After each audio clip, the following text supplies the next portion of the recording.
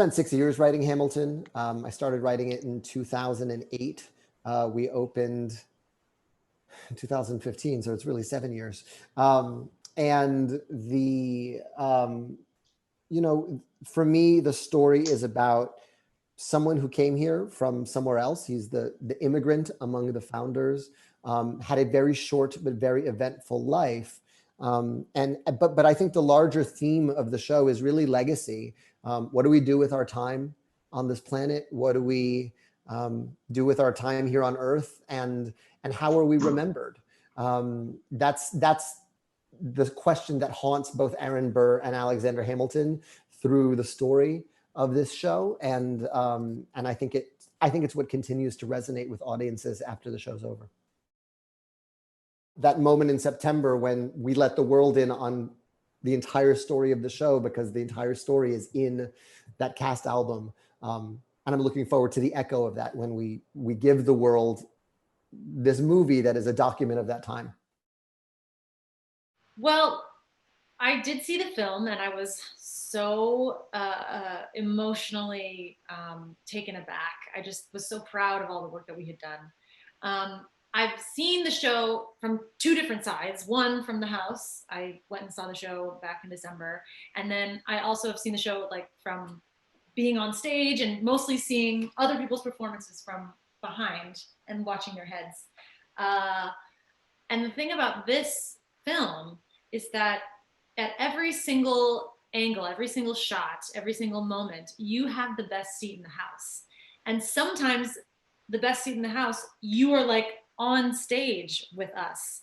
So in a way, it almost felt, watching it almost felt like I was having a dream about being back in the show. I felt that much inside of it in certain moments.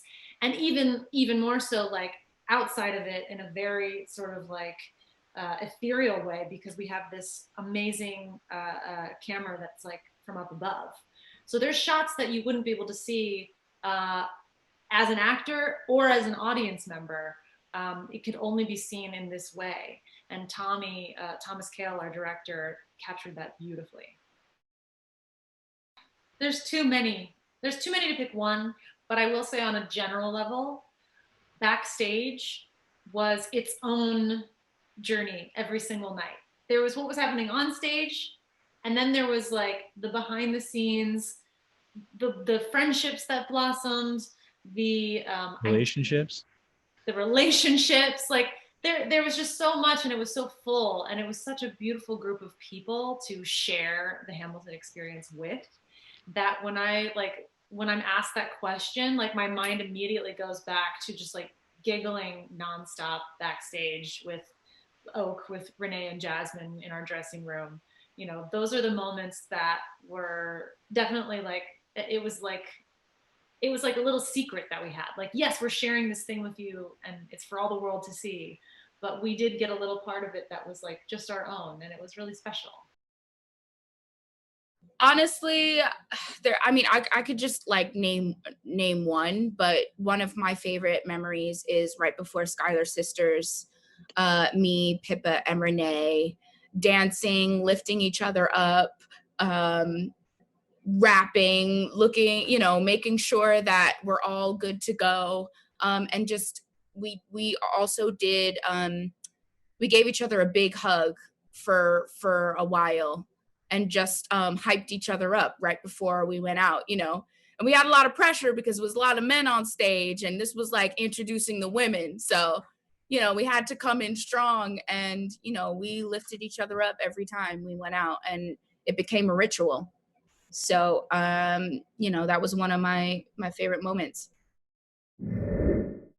I think it's there's no live Hamilton performing at the moment, so like it's a good way to keep people engaged in the show, and I think it's giving a whole new kind of access to a whole bunch of people who couldn't have access before, by virtue of the fact that there's only so many seats in the theater, and also because they are prohibitively expensive for the bulk of people in the world. So this is a cool thing to do. I think the The thread of youth-led revolution is one that's particularly important these days, as we see our young people sort of in the streets advocating for accountability and for change from our systems of power. And I hope this can be used as a piece of inspiration for them. We've seen lyrics showing up on signs at protests, and we've seen, there is really the movement for popularizing this show was pretty youth-led, and it is gratifying to me that those same people are still using it, that same generation is still using it out in the streets as they enact their own revolutionary practices and find their voice in that space. So hopefully this is useful to them as well. The time when I first met the love of my life, who is it wasn't on stage, but it was we were between shows, still at the Public. We were well into it before I got a sense of the world's reaction to it. I've known him long enough to not ever doubt anything that he's trying. I may think that I may not agree with the concept or the idea, but at the time that he brought this up was about, I guess 10 years ago at this point, maybe a little bit longer. It took him it takes a long time to build these things, right? To write these types of projects and get them to a place where anybody knows anything. By the time we got into that place, it was just, of course it's going to be fun to do. These are the most insane people that I've ever been around, talent-wise, smart and insightful, and just a force. And so this was going to be one of those projects, to answer your question, whether the world loved it or not, it was going to be the best thing that I was ever a part of. That the world did respond to it is just icing of cake, and why we're here now. But there's no magic, there's no crystal ball. Like, Broadway is a commercial venture. At the end of the day, if people are buying tickets, you get to stay open. And fortunately for us, they bought the tickets, and we just got to keep coming back, making the story. Singing to President Obama in the East Room of the White House. I think it's the right time to release Hamilton because after George Floyd was murdered, a lot of people felt the need to have a conversation finally about systematic racism in this country. And I think in order for that to happen, it requires people to be relentless with their voice, to constantly speak out every chance they get, and to demand to see an America that they believe is just and true. And I think that's exactly what Alexander Hamilton was doing. That's exactly what he wanted to do. That's why he decided to speak out and become a lawyer, and why he wrote the Federalist Papers. He was determined to say, look, if this country is going to be created, it should be created a certain way that I believe is equal and fair. And the people now are just saying, well, the country was created, but we think it should change in a way that's equal and fair. And I think if you take the time, you'll see the parallels between the movement that's happening and the movement that happened then. The Zitz probe. For all who don't know, a Zitz probe in theater is when the cast sits down and for the first time sings with the entire orchestra. So normally when we rehearse, we have a piano, and then before we go stage, the cast for the first time, the orchestra, everyone meets and everyone just sits down and sings. There's no blocking in anything.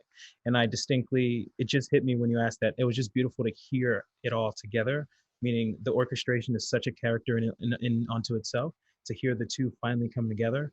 And it was out of this world. And I also remember listening to Pip singing and saying, somehow she's singing over an entire orchestra.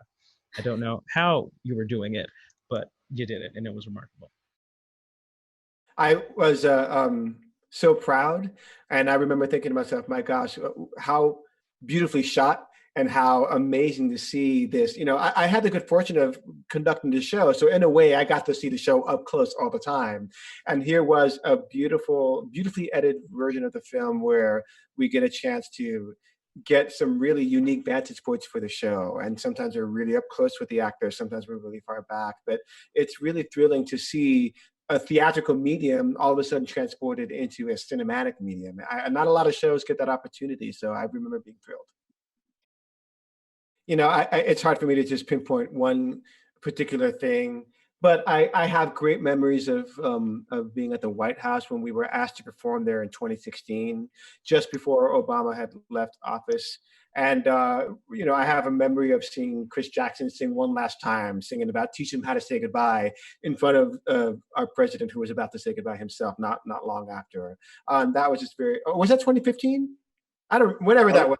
Anyway. That was it. It was amazing. That was just a very special thing to be invited into that room. And again, that very room where we performed the song 6 years prior. And, you know, not every show gets that opportunity to be there. And that's something that I will carry with me for a very long time.